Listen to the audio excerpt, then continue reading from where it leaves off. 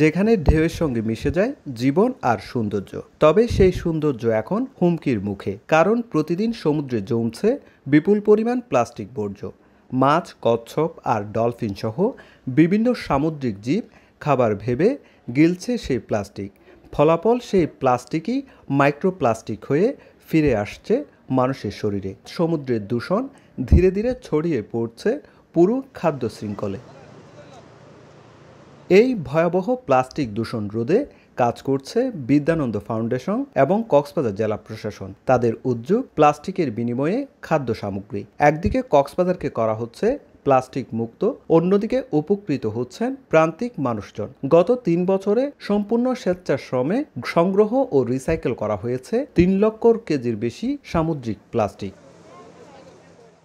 কক্সবাজারের সমুদ্র উপকূলবর্তী সমিতিপাড়া, এখানে বসবাস করে অনেক উদ্বাস্তু পরিবার। কেউ সাগরে মাছ ধরে, কেউ শুটকি শ্রমিক, কেউ বা দিনমজুর হিসাবে কাজ করে জীবিকা চালায়। এইবার এই উপকূলেই আয়োজন করা হয় প্লাস্টিকের বিনিময়ে বাজার।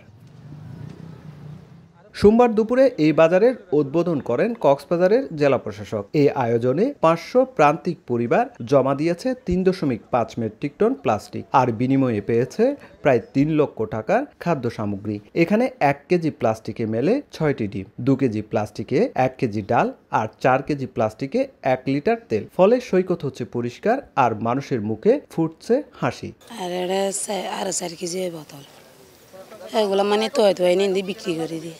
আমি 4 কেজি প্লাস্টিক দিয়ে 4টা কাঠ পেয়েছি, 2 আলি ডিম নিয়ে। যেগুলি বাড়িতে ব্যবহার হচ্ছে না, পুরাতন প্লাস্টিক আর কি, এই ওগুলি দিয়ে বাজার করতেছি, ভালো লাগতেছে। 4 কেজি প্লাস্টিক দিয়ে 1 লিটার সয়াবিন তেল পেয়েছি। প্লাস্টিকের বিনিময়ে খাদ্য, এটার দ্বারা আমার এই 1 নম্বর ওয়ার্ডের মানুষ, উপকূলীয় মানুষ, যারা খেটে খাওয়া মানুষ, তারা যে প্লাস্টিক কুড়িয়ে প্লাস্টিক নিয়ে এসে প্লাস্টিকের বিনিময়ে খাদ্য সামগ্রী পাচ্ছে, এটা অবশ্যই উপকৃত হচ্ছে এবং এই ধরনের কর্মসূচি আগামীতেও অব্যাহত থাকুক, এটা আমরা চাই। আগামী মাসেই কক্সবাজারে শুরু হচ্ছে পর্যটন মৌসুম, তাই সৈকতকে প্লাস্টিক মুক্ত রাখতে প্রশাসনের এই উদ্যোগ অব্যাহত থাকবে বলছেন সংশ্লিষ্টরা। 2022 সাল থেকে এ পর্যন্ত প্রায় 327 মেট্রিক টন প্লাস্টিক আমরা সংগ্রহ করে আমরা রিসাইকেল করেছি এবং এটা সম্ভব হয়েছে সম্পূর্ণ স্বেচ্ছাশ্রমে। পলিথিন বা প্লাস্টিক যেগুলা পরিবেশে গিয়ে ক্ষতি করতেছে, আপনারা জানেন বর্তমান সরকার পরিবেশের উন্নয়নের জন্য কাজ করতেছে।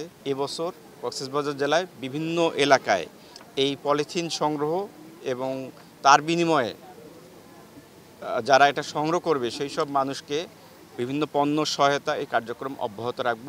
সংগৃহীত কিছু প্লাস্টিক দিয়ে তৈরি হবে সৈকতের ভাস্কর্য প্রদর্শনী, যা সবাইকে মনে করিয়ে দিবে প্লাস্টিক ফেলে নয়, রিসাইকেল করে পৃথিবীকে সুন্দর রাখা যায়।